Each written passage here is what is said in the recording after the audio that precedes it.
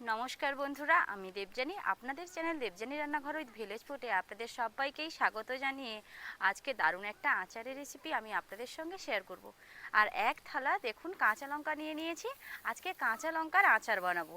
কাঁচা লঙ্কা যে সব সময় অল্প দাম থাকে তা কিন্তু নয়। অনেক সময় কাঁচা লঙ্কার দামটা এতটা বেড়ে যায় না যেন লঙ্কা কেনাই যায় না। ঠিক সেই সময়টাতে আমরা যদি কাঁচা লঙ্কার স্বাদ পেতে চাই তাহলে কিন্তু আমাদেরকে যখন কাঁচা লঙ্কার দামটা খুব কম থাকবে তখন একটু লঙ্কা বেশি করে বাড়িতে এনে কাঁচা লঙ্কার আচার বানিয়ে বাড়িতে রেখে দিতে হবে। তাহলে আচার স্বাদটাও পাওয়া যাবে আর এই কাঁচা লঙ্কাটাও আমরা খেতে পারবো। শুধু এই কাঁচা লঙ্কার আচার ভাতের সঙ্গে নয়, কোনো কিছু ভর্তার সঙ্গে কিংবা মশলা মুড়ির সঙ্গে যে কোনো কিছুর সঙ্গে এই কাঁচা লঙ্কার আচার খেতে ভীষণ ভালো লাগে। আর এই কাঁচা লঙ্কার আচার আজকে আমি এমনভাবে বানাবো, শুধু কয়েক মাসের জন্য নয়, গোটা বছরের জন্য এই কাঁচা লঙ্কার আচার আপনারা কিন্তু রেডি করে বাড়িতে রেখে দিতে পারবেন। কোনো রকমের গ্যাস বা কোনো নষ্ট হয়ে যাবে এরকম চিন্তা করার কিন্তু কোনো কারণ নেই। আমি একদম সহজ পদ্ধতিতেই আপনাদেরকে দেখিয়ে দেবো। যে পদ্ধতিটা দেখিয়ে দেবো সারা বছর ধরে আপনারা বাড়িতে এই কাঁচা লঙ্কার আচার স্টোর করে রেখে খেতে পারবেন। তাহলে চলুন শুরু করা যাক। আমি কিন্তু এখানে বেশ ফ্রেশ দেখে 500 গ্রাম মতো কাঁচা লঙ্কা নিয়ে নিয়েছি। এই দেখুন কাঁচা লঙ্কাগুলো কতটা ফ্রেশ দেখুন। যখনই আপনারা কোনো কিছু আচার বানাবেন কিংবা সারা বছর ধরে স্টোর করতে যাবেন তখনই একদম ফ্রেশ দেখে জিনিসটা নেওয়ার চেষ্টা করবেন। তার জন্য আমি এখানে ফ্রেশ কাঁচা লঙ্কা নিয়ে নিয়েছি। চলুন রান্নাঘরে যাওয়া যাক, ওখানে গিয়েই কাঁচা লঙ্কার আচার বানানোর পদ্ধতি আমি আপনাদের সঙ্গে শেয়ার করব।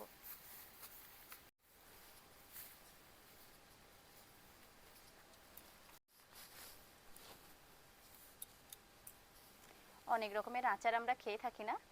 আমের আচার তো আমরা খেয়েই থাকি, বলার কিছু নেই। তো বিভিন্ন রকম আচারের মাঝখানে কিন্তু মনটা এগাত সময় চায় যদি এরকম একটু লঙ্কার আচার হতো। লঙ্কার আচারের স্বাদ কিন্তু একদম আলাদা। সব রকমের আচারে কিন্তু মিষ্টি দেওয়া হয়, তবে লঙ্কার আচারে একটুও মিষ্টি দেওয়া হয় না। তবে সেই আচারটা এতটাই খেতে ভালো লাগে না, ভীষণ ভীষণ ভালো লাগে। বিশেষ করে যারা আচার খেতে খুবই পছন্দ করে, যে কোনো ধরনের আচার খেতে ভালোবাসেন, তাদের জন্য এই লঙ্কার আচার একটা দুর্দান্ত পাওয়া বলতে পারেন। খেলেই একদম তাদের মন ভরে যাবে। ভীষণ মজাদার একটা আচার। আর এটা তৈরি করাও কিন্তু খুবই সহজ, একদম অল্প সময়ের মধ্যে এই লঙ্কার আচার রেডি হয়ে যায়।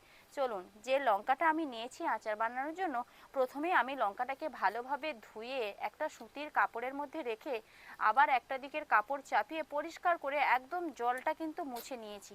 আচার বানানোর ক্ষেত্রে লঙ্কাতে এক ফোঁটাও জল থাকা চলবে না। লঙ্কাটাকে ধুয়ে আপনারা রোদে দিয়ে দিতে পারেন কিংবা সুতির কাপড়ে এদিক ওদিক করে আপনারা জলটা মুছে ফেলতে পারেন। আমি কিন্তু সুতির কাপড়ে নিয়েই কিন্তু জলটা মুছে নিয়েছি। তবে জলটা মোছার পর যেটা করতে হবে সেটা হলো লঙ্কা থেকে বোখাগুলো ছাড়িয়ে নিতে হবে। চলুন এইবার এই কাজটা করেই ফেলি। লঙ্কাগুলো কতটা ফ্রেশ দেখুন। আমি এখানে এরকম সাইজের লঙ্কা নিয়েছি, আপনারা চাইলে যে লম্বা লম্বা সাইজের লঙ্কা সেগুলোও নিয়ে নিতে পারেন।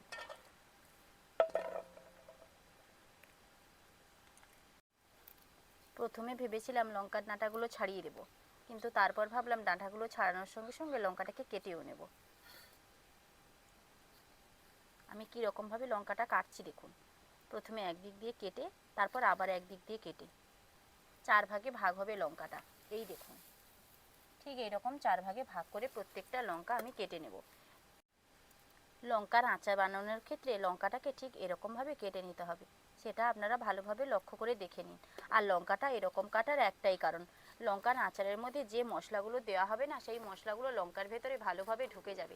তার জন্য লঙ্কাটাকে এরকমভাবে কেটে দেওয়া।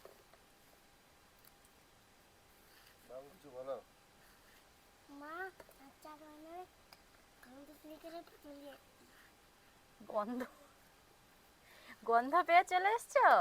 আচ্ছা, তুমি লঙ্কার আচার খেতে পারবে? খেতে পারবে? ও তো এখন অনেক ছোট, ও জানে না। আচার মানেই ও জানে একটু হলেও মিষ্টি স্বাদ লাগবে, যতই লঙ্কা হোক না কেন। তার জন্য ও বলছে হ্যাঁ আমি লঙ্কার আচার খাবো। তবে এটা আচারটা বানানোর পর লঙ্কাগুলো খুব একটা ঝাল থাকবে না, অনেকটা কমে যাবে। বিভিন্ন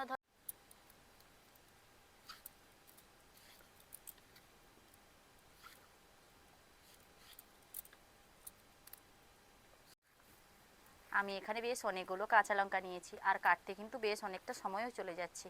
আর এদিকে কিন্তু একটা হাতে আমি উনুনটা ধরিয়েই নিয়েছি। উনুনটা যেহেতু ধরিয়ে নিয়েছি, লঙ্কার আচারের জন্য আমি এই মশলাগুলোকে ভেজে নেব। আর লঙ্কার আচারের জন্য আমি এখানে কী কী মশলা নিয়েছি আমি আপনাদের বলে দিচ্ছি। শীতকাল, উত্তরের হাওয়া দিচ্ছে, যা হাওয়া দিচ্ছে উনুন থেকে ধোঁয়া কিন্তু মুখের মধ্যে আসছে। আর লঙ্কা কাটছিলাম বলে হাতটা কিন্তু গায়ে লাগাইনি। এরকম লঙ্কা কাটা হাত যদি কোথাও লেগে যায় আর কিছু বলার নেই।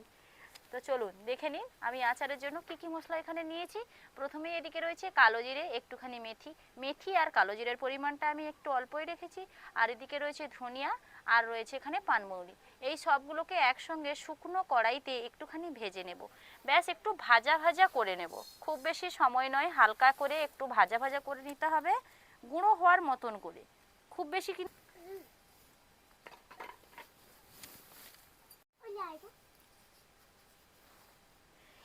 বাবু এমন একটা কথা বলে আর কাজ করে না, আমি হেসেই যাই।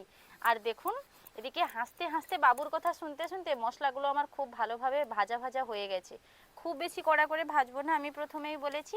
এইবার একটা থালার মধ্যে নিয়ে নিয়েছি। এগুলো হালকা ঠান্ডা হলে পর হামাদিস্তার মধ্যে আমি আধা গুঁড়ো করে নেব। যে কোনো লঙ্কার মশলা কিন্তু একদম গুঁড়ো করতে নেই, আধা গুঁড়ো করতে হয়। এগুলো হালকা ঠান্ডা হতে হতে আর যে কয়েকটা লঙ্কা বাকি আছে সেগুলো আমি চিড়ে নিচ্ছি। সবগুলো লঙ্কা আমি কেটে নিয়েছি। এবার লঙ্কাটাকে সাইডে রেখে দিয়েছি। হামাদিস্তা নিয়েছি, হামাদিস্তার মধ্যে সেই ভেজে রাখা মশলা দিয়ে দিয়েছি। এইবার এগুলোকে আধা গুঁড়ো করে নেব।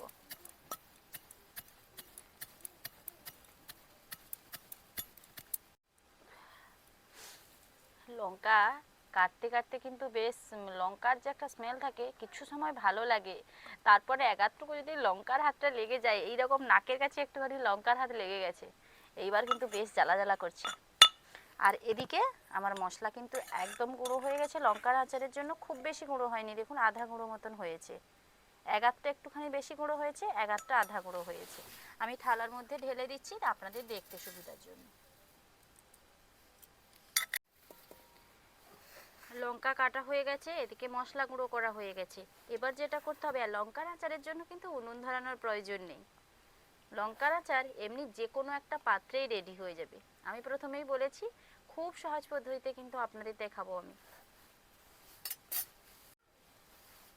500 গ্রাম মতো লঙ্কা নিয়েছি, আর সেই 500 গ্রাম লঙ্কার মাপে আমি এখানে দেখুন 1 বাটি লবণ দিয়ে দেবো।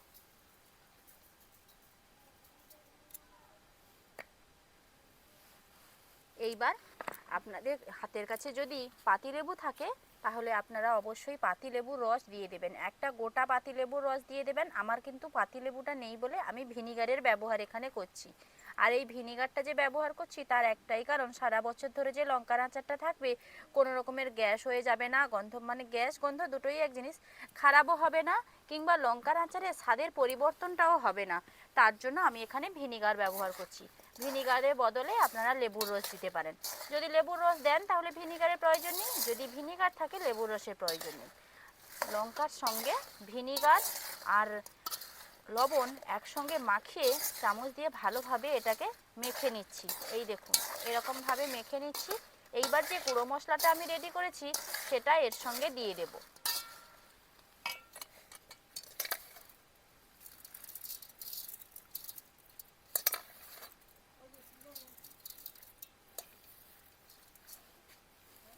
মশলার পরিমাণটা আমি এখানে একটুখানি বেশি রেখেছি। মশলাগুলো দিয়ে তেলটা দিয়ে না খেতে ভালো লাগে। এই মশলাটা আবার লঙ্কার সঙ্গে ভালোভাবে মাখিয়ে নিচ্ছি। দেখুন বেশ কিছু সময় নিয়ে এটাকে কিন্তু মেখে নিতে হবে।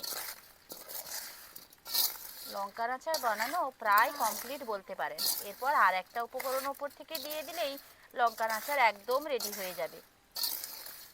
বিভিন্ন ধরনের আচার আপনারা খেয়েছেন, একবার এরকমভাবে কাঁচা লঙ্কার আচার বানিয়ে বাড়িতে রেখে দেবেন, দেখবেন খেতে ভীষণ ভালো লাগে।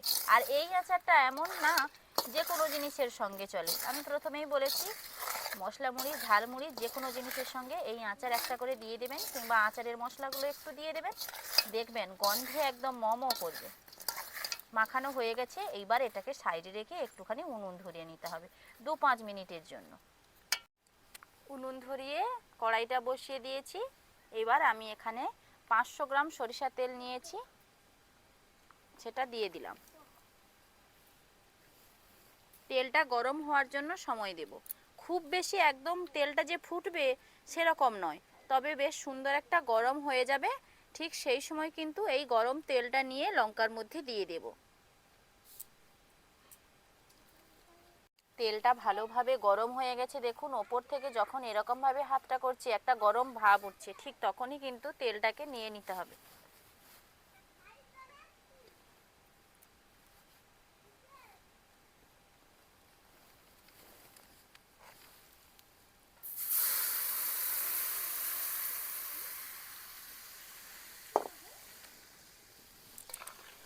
তেলটা গরম থাকার জন্য এই রকম আওয়াজটা হলো।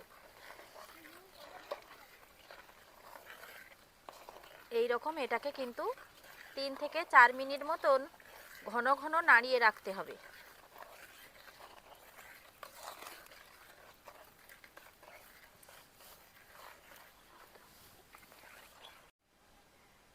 ফাইনালি আচার হলো, এবার আমি একটু খেয়ে টেস্ট করব। মানে বাবু আমার কথাটা নিয়ে নিয়েছে। প্রত্যেকদিন রান্না শেষে আমি বলি যে ফাইনালি আমার রান্নাটা কমপ্লিট হয়ে গেল, ওই কমপ্লিটটা বলতে পারছি না, ভুলে গেছে যে ফাইনালি আচার হয়ে গেল, এইবার সে টেস্ট করবে, সেটাই বলতে চাইছে।